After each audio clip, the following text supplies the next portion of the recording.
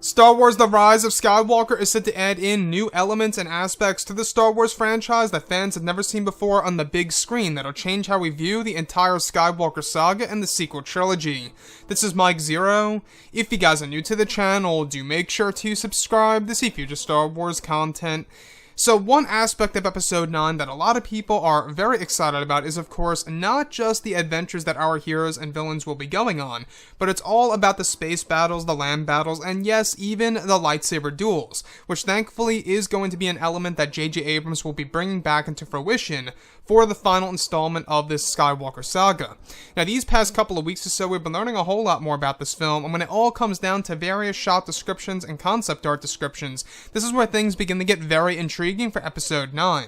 Now, specifically, shot descriptions consisting of Rey and Kylo Ren engaging in a lightsaber duel, where it's described that their sabers are locked together into place, where Y-Wings and TIE bombers are seen making bombing runs in the background on the battlefield, causing large explosions, serving as the background during their lightsaber duel.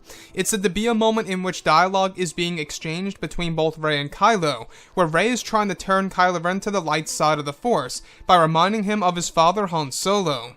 The next goes over Kylo Ren force pushing Rey into a pile of rocks, where Kylo is said to have the upper hand, where he uses the Force stasis technique to keep her in that spot while he gives her a lecture.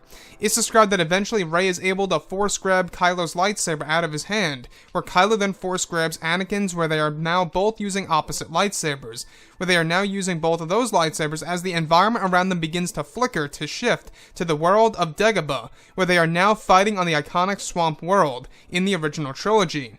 It's described that Rey and Kylo are fighting in the swamp, where the water is said to go up to their lower shins, where Rey makes a surprise attack by Kylo Ren's saber and uses it by swinging it near his face, causing Kylo to fall in the water, where he gets back up and makes multiple powerful strikes to Rey, where she is able to stand her ground. It's described that the sequence involves many backflips and front flips, as well as jumps in between both characters before the environment changes back to the First Order battlefield.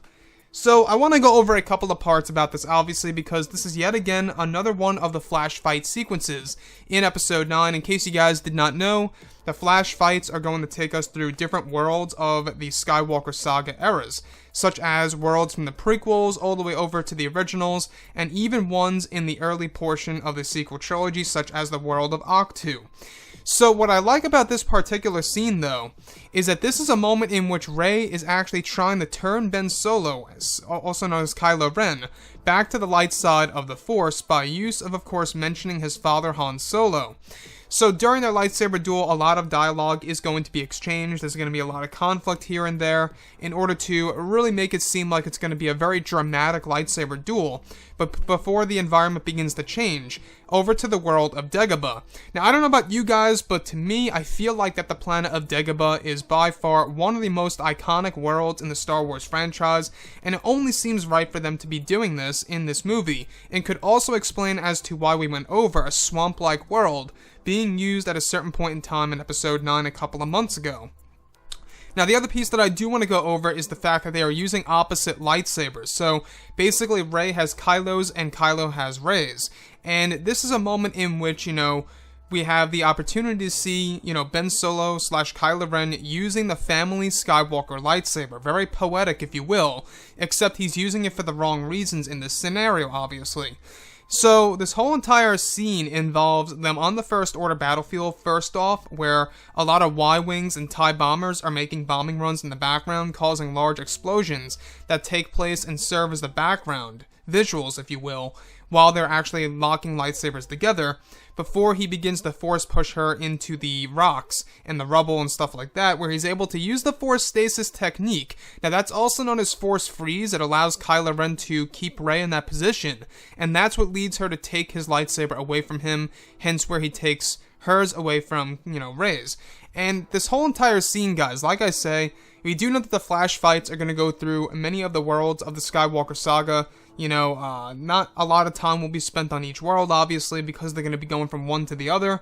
So I'm going to go ahead and guess that each and every planet that is going to be featured in the flash fights are probably going to have maybe, let's say, for example, 40 seconds to 1 minute's worth of footage. That's just the top guess right there.